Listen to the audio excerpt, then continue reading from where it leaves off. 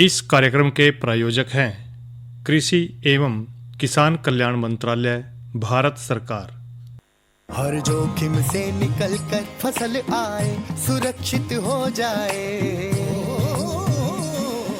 फसल बीमा से हर किसान अब आत्मनिर्भर हो जाए। संकट के समय प्रधानमंत्री फसल बीमा योजना किसानों के लिए वरदान है।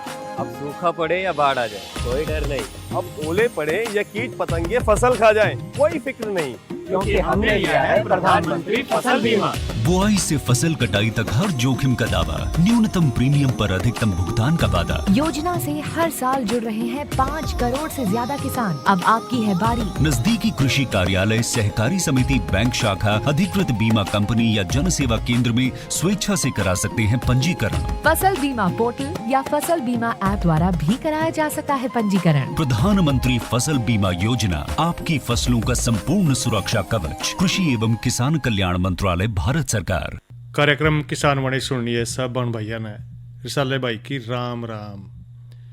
कार्यक्रम किसान वाणी और इसमें भाई हम चर्चा करेंगे खेती न लेकर, और साथ साथ में भाई जो किसानों के लिए भाई कौन कौन सी योजनाएं लेकर आवा है, या भाई जो योजनाएं चला रखी हैं और भाई किसान भाई कितना उन योजनाओं से फायदा उठा रहे हैं। आज भी हम बात करेंगे कि भी जो अटल भूजल जो योजना है इस बारे में लेकर, क्योंकि भी जो अटल भूजल योजना, भूजल यानी कि भाई जो पानी है उसके ऊपर बातचीत करी है सरकार ने भी, ताकि भाई जो किसान है वो ज़्यादा से ज़्यादा भाई पानी का फ़ायदा उठा के अच्छी खेती बाड़ी कराएं और साथ साथ में भाई अपना उत्पादन अच्छा कराएं। पर भाई ये तो सोचा है कि भाई कुछ ऐसे राज्य भी हमारे देश में जहाँ भाई जो है इनकी शुरुआत करी गई थी, क्योंकि भी जो अटल भूजल योजना है वो भारत सरकार द्वारा भाई 6,000 करोड़ रुपए का खर्च करने के साथ शुरू हुई थी और एक केंद्रीय योजना है। और इसका उद्देश्य भाई क्या है कि जो सामुदायिक भागीदारी के माध्यम से जल संकट वाले 7 राज्य जिक्र भी कर रहे हैं हम गिल्ले भाई, जिस तरह के गुजरात है, हरियाणा है और भाई कर्नाटक है, मध्य प्रदेश है, महाराष्ट्र है, राजस्थान है, यूपी है। इनमें जो है भाई जो भूजल प्रबंधन है उसमें सुधार करना है। और ये जो योजना है अप्रैल 2020 से लेकर मार्च 2025 तक ये जो है ना क्रियान्वित भी करनी है। और भाई इस योजना के जो मुख्य बातें हैं इस योजना की, एक तो इसका भाई उद्देश्य ये है कि जो मांग पक्ष प्रबंधन है, जल बजट तैयार करना और भाई इसके गिले गिले जो फसली पैटर्न है उसमें बदलाव करना। भाई ऐसी फसलें हमने बोनी है खेत में उनमें भाई जिसमें पानी की थोड़ी सी लागत कम हो, क्योंकि भाई पानी बचाना भी बड़ा ज़रूरी हो रहा है और भाई अनाज पैदा भी करना ज़रूरी है। और इसमें जो वित्त पोषण का जिक्र करें तो भाई 50% तक जो है ना विश्व बैंक के द्वारा और भाई 50% भारत सरकार द्वारा दिया जाए है। और जो भाई अटल भूजल योजना का जिक्र कर रहे हैं तो देश के जो 7 राज्य जो से हमने बताए हैं उनमें स्थायी रूप से जो है ना भूजल प्रबंधन के लिए भाई सामुदायिक भागीदारी और जो मांग पक्ष है उसके ऊपर जो हस्तक्षेप करने पर जोर दिया है। और भाई जो अटल भूजल जो योजना है इसका उद्देश्य भी यही रहा है कि भाई ज़्यादा से ज़्यादा जो है ना किसानों की आय को दुगना कराएं और इस लक्ष्य से सकारात्मक योगदान दें। और भाई जल उपयोग की जो सुविधा है उसके लिए भाई समुदाय में अच्छा व्यवहार करना है। और भाई इसके साथ साथ नहीं सोचा है कि जो सरकार है भाई किसानों का ज़्यादा से ज़्यादा फायदा किस तरह रहा है। और अटल भूजल जो योजना है जिसका हम जिक्र भी कर रहे हैं कि भाई जो इस योजना तो जो है ना किसान भाई काफ़ी फ़ायदा भी उठावा है, क्योंकि हमारे जो 7 राज्य जिनका हमने जिक्र कराया है उनके जो किसान भाई हैं इसका फ़ायदा उठावेंगे। तो भाई ये तो हमने चर्चा कर ली कि जो अटल भूजल योजना है वो है क्या। और भाई ईब जो है ना थोड़ा सा जिक्र करने लगे था हम जो है ना मौसम के बारे में, और इसके गिला गिला भाई कल का जो कार्यक्रम रह गया इसके बारे में भी, क्योंकि भाई जो मौसम जो है ना आजकल तो देखे हैं कि भाई खुश्क रहा है और खुश्क रहने तो भाई जो हमारी गेहूं की फसल है उसके लिए तो बहुत बढ़िया है, क्योंकि भाई जो है ना अगर बारिश आ जाए, बूंदाबांदी आ जाए और हवा चल जाए थोड़ा नुकसान होने की संभावना बढ़ी रहा है इन दिनों में, क्योंकि दिन भी यही रहे हैं, आंधी उड़े आने का भी जो है ना खतरा बना रहा है और बारिश का तो बने रहा है। पर भाई जो है ना आजकल मौसम काफ़ी साफ दिखाई दे रहा है। किसान भाई जुटे पड़े हैं अपने जो है ना गेहूं की फसल को उठाने में भाई, दिन रात करके एक कर रहे हैं और अपनी जो पकी फसल है उन्होंने भाई खेता में तो उठा के अपने जो नज़दीक की मंडी है उसमें लेकर जाने लग रहे हैं, क्योंकि भाई 6 महीने की कमाई है इसके गिले किसान का जो है ना भाई देखो घर बार चल रहा है, साथ साथ में उसके जो खर्चे हैं भाई वो भी खेती के ऊपर ही निर्भर रहे हैं। तो मौसम का जिक्र कर रहे हैं भाई, आज का जो अधिकतम तापमान रहा वो रहा भाई 40 डिग्री सेल्सियस, न्यूनतम तापमान भाई 27 डिग्री सेल्सियस।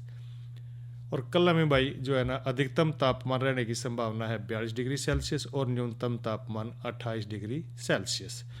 थोड़ी देखो भाई आजकल मौसम भी जो है ना गर्मी का है और भाई कई क्रम में ही आने वाला है, तो गर्मी की जो है ना भाई दस्तक दे दी है और भाई कई दिनों से जो है ना तापमान में बढ़ोतरी होती जान लग रही है।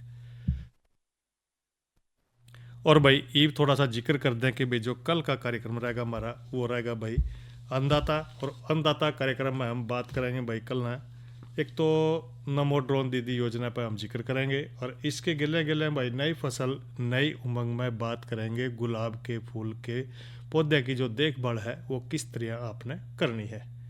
और एक जानकारी देंगे भाई प्राकृतिक खेती में प्राकृतिक विधि द्वारा भाई खेती की आवश्यकता क्यों है। भाई जिक्र कर दे रहे हैं समय समय पर प्राकृतिक खेती के बारे में भाई यार जानकारी भी दे है, चर्चा भी कर दे रहे हैं, और भाई प्राकृतिक दवाइयाँ के बारे में भी जिक्र कर दे रहे हैं, खेत में किस तरह गिरनी है और भाई किस तरह वो बनानी हुआ है, इन पर भी हम भाई जो है ना आप भाइयों के साथ जो है ना बातचीत साझा कर दे रहे हैं समय समय पर। और भाई ईब जो है ना भाई बात भी देख दे रहे हैं कि भाई मनोरंजन कद करावेंगे, तो भाई समय हो रहा है मनोरंजन का, तो भाइयों का करा दें पहले मनोरंजन। आओ सुनते हैं पहले ये रागड़ी। और जल्लादों ने अपने टेके म्यान से बाहर निकाले,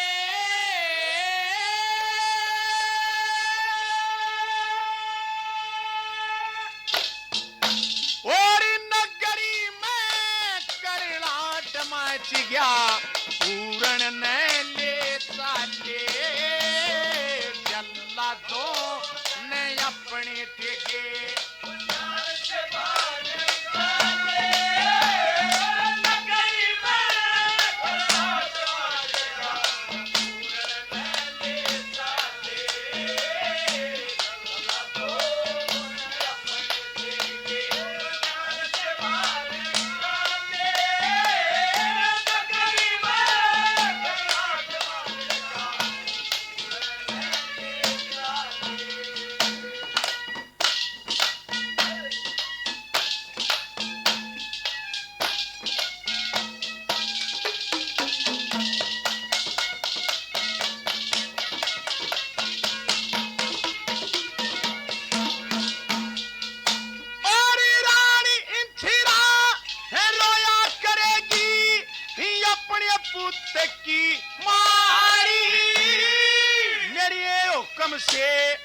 पूर्ण की करो कत्ल करने की तैयारी, ज्ञान लिया फिर बरमाया इब करण लग गया जारी, किसा कबूतरी यो गैर जगह पे लेता फिर उड़ारी, यो किसा कबूतर गैर जगह पे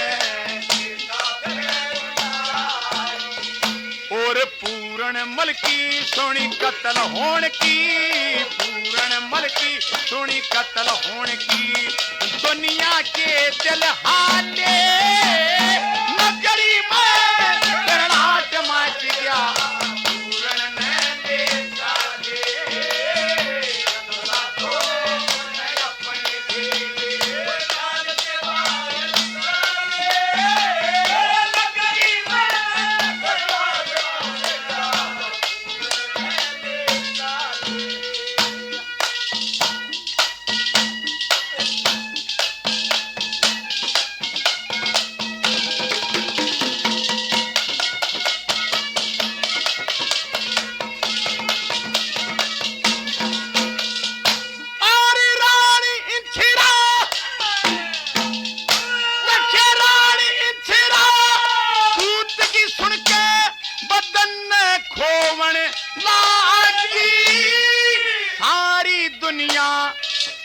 नाटक करी सकी सी घोमन लागी सारी दुनिया अपने करमान टोहन लागी पूरन मल की सुनी कत्ल होने की फिर दुनिया रोवन लागी और पूरन मल की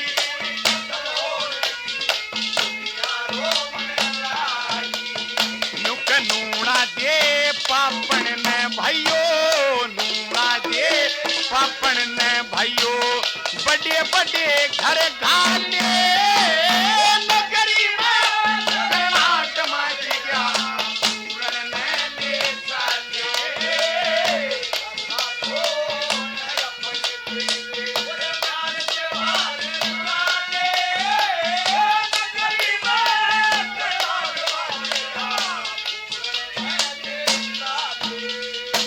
और शंखपति ने हुक्म दिया सब चीज छाट के लियो न्यारे न्यारे बाग यले दा कति बाटे के लियो देख पूरन मरका आदमा सोरी चाम काट के लियो ये दो बर्तन दूं कन्या तक तुम कति डाट के लियो ये दो बर्तन कन्या तक तुम कति डाट के लियो और थाली में दो आंख धरो थाली में दो आंख धरो और भरो खून के प्याले नगरी में कर्नाट मच गया पूरन ने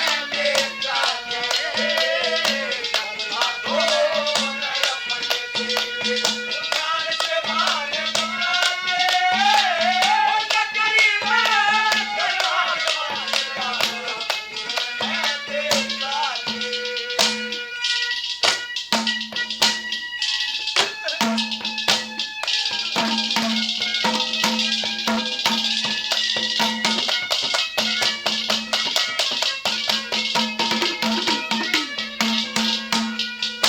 और डबल खुराकी देन से नौकरी हरगिज ना सर माए बढ़िया माल पूरन के पेट में जब काम देव गरमाए फिर सारी दुनिया जति कहती बहुत घने सर माए 12 साल रहा भोरे में ये पूरन ने भर माए और 12 साल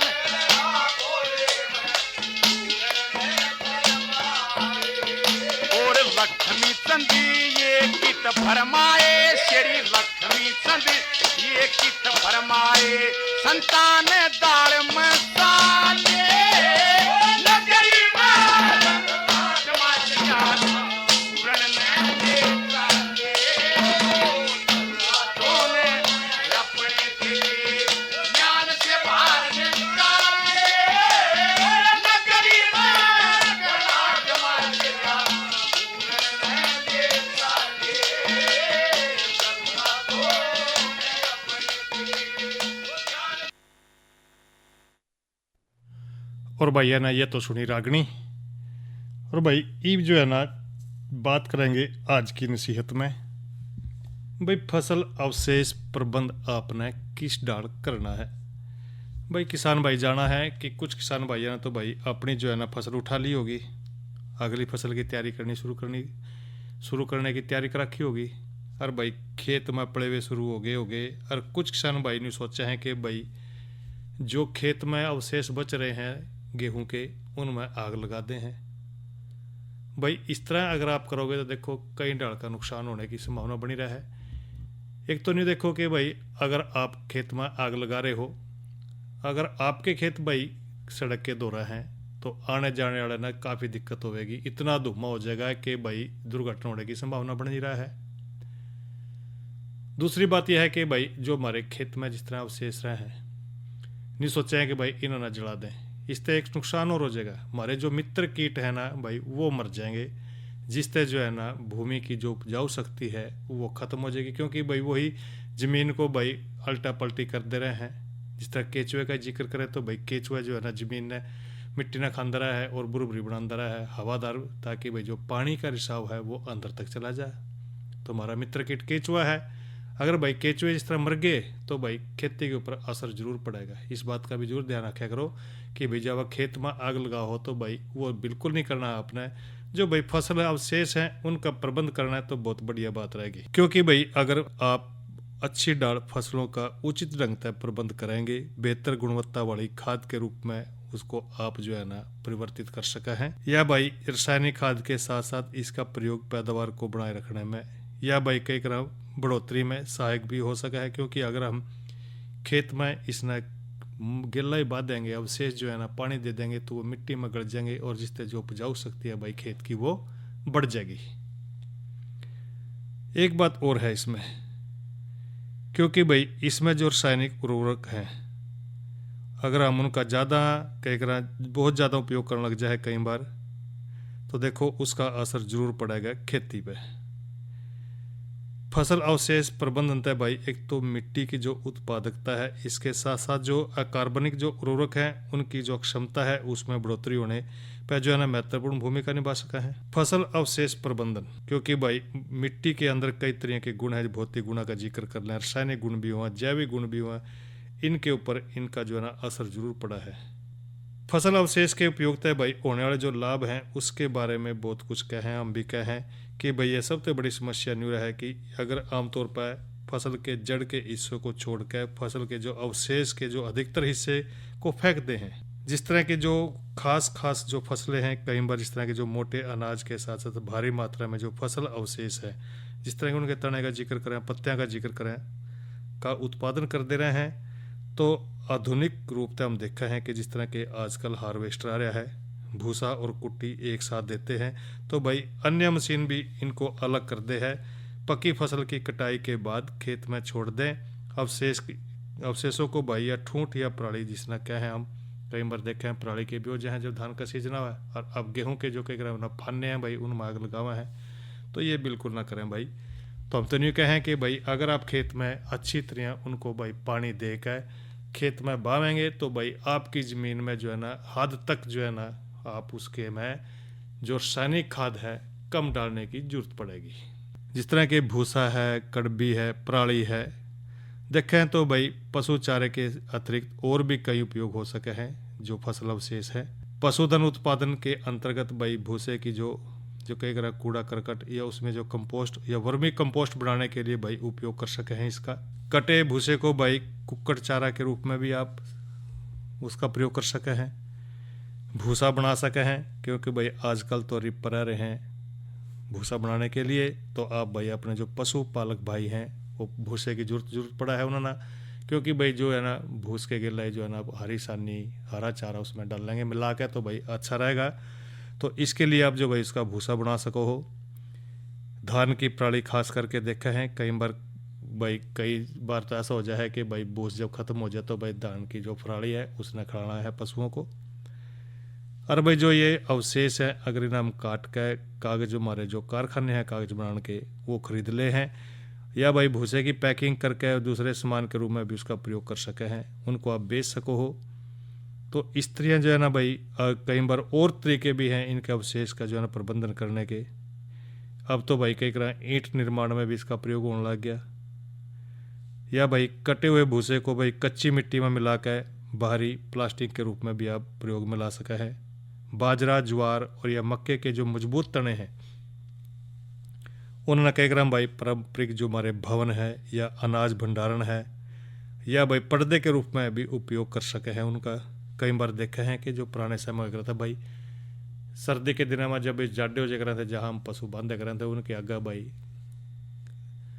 बना कर टाटी इनकी चेरी की बना दी भाई और बाड़ी की छड़ियाँ की बना दी भाई। तो इस तरह टाटी बना के उसके आगे जो है ना सर्दी तो उनको बचाने खातर आगे लगा दे करें थे। इस तरह भी आप जो है ना जो अवशेष हैं उनका उपयोग कर सके हैं।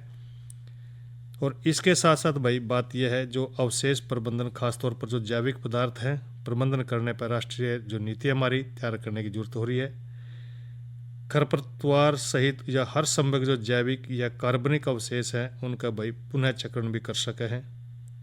और भाई जैविक खाद के अलावा जो जैविक उर्वरक हैं या जैविक कीटनाशक हैं, बड़े पैमाने पर भाई कई तरह उन्नति करने के लिए इनकी काफ़ी जरूरत पड़ी रहा है। समय समय पर हम देखे भी हैं, क्योंकि भाई जो फसल अवशेष हैं उनका प्रयोग हम कई रूप में आसानी से कर सके हैं, जिससे जो भाई किसान भाई हैं उन्हें बेच कर काफ़ी फ़ायदा भी उठा सके हैं। ताकि जो किसान भाई हैं, अब तो सरकार भी भाई जो फसल अवशेष प्रबंधन है उनका जिस तरह के गांठे बना करके भाई बेच सको हो, जिस तरह उनका प्रयोग करेंगे तो भाई उनका पैसे भी मिला है, सरकार भी दे है, और भाई जब अगर बेचेंगे तो भाई अपने आप तो और भी फ़ायदा हो सका है।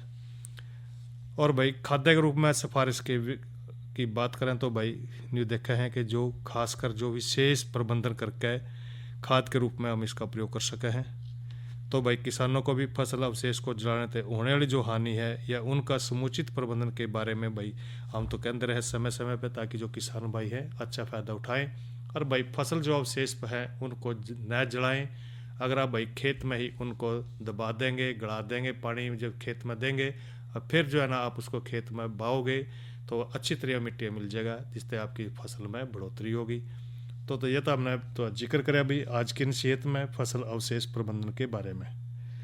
और ईब जानकारी देंगे भाइयों ने दुधारू पशुओं में जेर न गिरने की समस्या और समाधान के बारे में भी जिक्र करने लग गया तो भाई, क्योंकि भाई जो पशुधन है किसान भाई जाना है, क्योंकि यह भाई जो पशुपालक भाई हैं वो भी जाना है कि भाई जो हमारा पशु है कितना महंगा आवा है आजकल। इसकी जो है ना कीमत भाई बहुत ज़्यादा बढ़ रही है, लाख लाख 1.5-2 लाख रुपए तक पहला कह कर भाई अच्छी नस्ल की जो हमारी भैंस है या गायें हैं भाई देखो मिला है।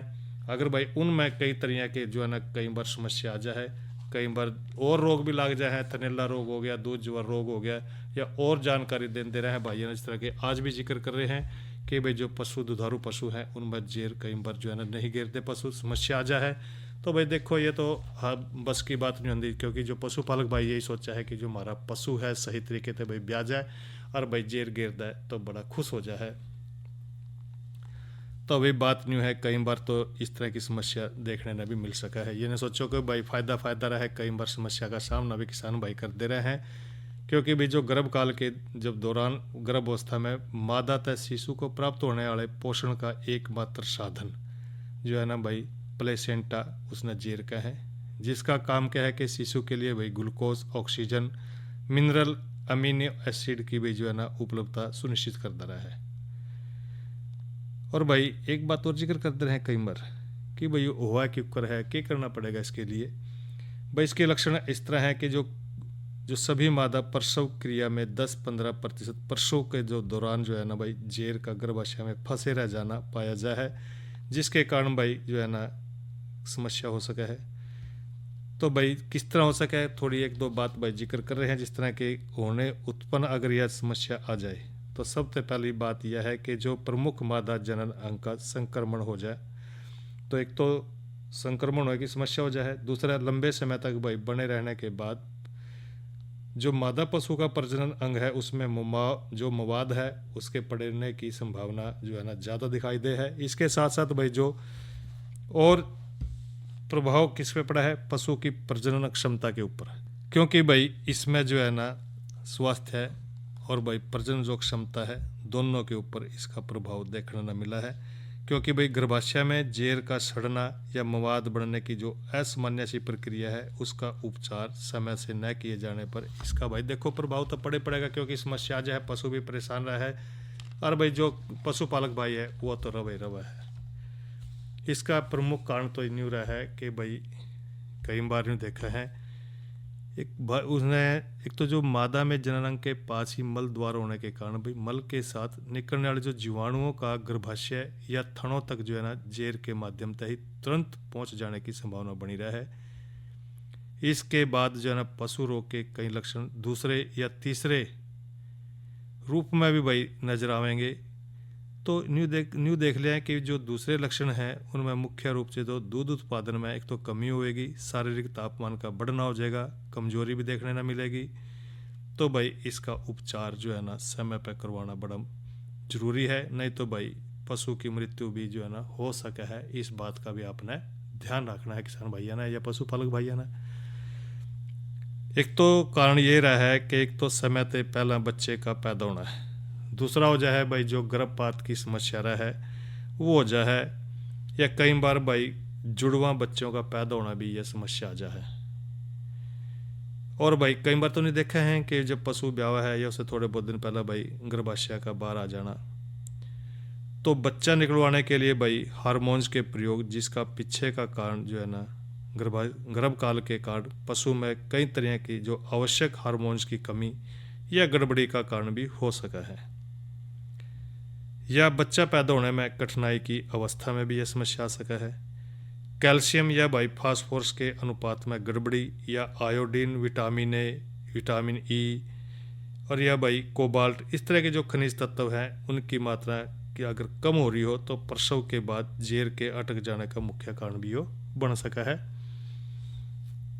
और भाई गर्भाशय में सूजन या किसी मरोड़ या एंठन के कारण भी भाई जेर अटक जा है, और गर्भाशय का जो प्रसव उपरांत भाई जो है ना वो स्थिर पड़ जा है।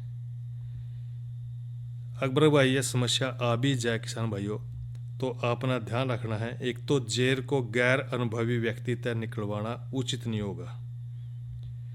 यदि भाई गर्भाशय के अंदर घाव बढ़ने या उसमें रक्तस्राव होने की संभावना रहे तो शारीरिक कमजोरी और गर्भाशय में स्थिरता के भाई कई बार ने देखा है थोड़ी कमजोरी से महसूस करा है, तो स्थिरता के उपचार के कारण भाई कैल्शियम का उपयोग करें। गर्भाशय के सामान्य संकुचन को बनाए रखने के लिए भाई गर्भाशय का टॉनिक का उपयोग आपने करना है। शारीरिक तापमान में अगर भाई वृद्धि हो रही है कि अगर बुखार की दशा में एंटीपायरेटिक्स का प्रयोग करना है, तो ये तो आपने थोड़े सी बातों का भी आप ध्यान रखेंगे। बचाव तो यही है कि भाई गर्भावस्था के दौरान बांधने की जगह साफ सुथरी होनी चाहिए, प्रतिदिन आवश्यक व्यायाम भी करवाना चाहिए। भाई जो आपके पशु हैं उनको घुमा फिरा का भी लेना चाहिए। इसके अतिरिक्त भाई पशु के शरीर के साथ साथ आसपास के स्थान की सफाई का प्रमुखता से ध्यान देना आपने, इस बात का भी आप ध्यान रखेंगे। ये तो भाई जिक्र कर लिया हमने कि दुधारू पशुओं में जेर न गिराने की समस्या और समाधान पर जानकारी देंगे किसान भाइयों को भाई किसान कॉल सेंटर के नंबर की। किसान कॉल सेंटर का नंबर भाई हम बता दे रहे हैं। किसान जो भी किसान भाई समस्या आ जाए, कई बार सोचे हैं कि भाई खेती में यह समस्या आ गई, बीमारी आ गई, तो नंबर रहेगा भाई किसान कॉल सेंटर का 15511551। इस पर भाई आप खेती से जुड़ी जो भी समस्या अपना हुआ है इस नंबर पर आप कॉल करके अपनी समस्या का समाधान ले सको। इस कार्यक्रम के प्रायोजक थे कृषि एवं किसान कल्याण मंत्रालय, भारत सरकार। अरे अरे अरे क्या कर रहा है? इधर इधर इधर हम बोल रहे हैं तेरे बीजू का। पुतला बोल रहा है? पक्षियों से तो हम खेत को बचा लेते हैं, पर इन घातक रसायनों से कैसे बचाएं? मतलब? देख बेटा, तू जो ये अंधाधुंध रसायन मिलाता है ना, मिट्टी की सेहत बिगड़ने लगी है। और जब माटी ही कमजोर पड़ जाएगी तो उपज कैसे सेहतमंद होगी? अरे पहले ऐसा नहीं था, पूछना अपने बड़े बुजुर्गों से, कैसे फसल लहलहाती थी, शुद्धता झलकती थी। हाँ, माटी भी तंदुरुस्त और लोग भी। अरे अब पहली वाली बात कहाँ? पर अब तो सब यही डाले हैं। सब नहीं, आज भी लाखों जागरूक किसान परंपरागत विधि से फसल उगा रहे हैं। खर्चा कम और उपज की कीमत भी बेहतर पा रहे हैं। सच है? रे बेटे, एक्सपीरियंस से बता रहे हैं, धूप में बाल सफेद नहीं किए हैं। हाँ। ठीक है भाई, मैं भी आज से जैविक खेती शुरू करूंगा। माटी से प्रेम की परंपरा है, परंपरागत खेती। और भाई इसी के लिए कार्यक्रम किसान वाणी संपन्न हो रहे हैं। साले भाई ना दो इजाजत। अच्छा भाइयों, राम राम।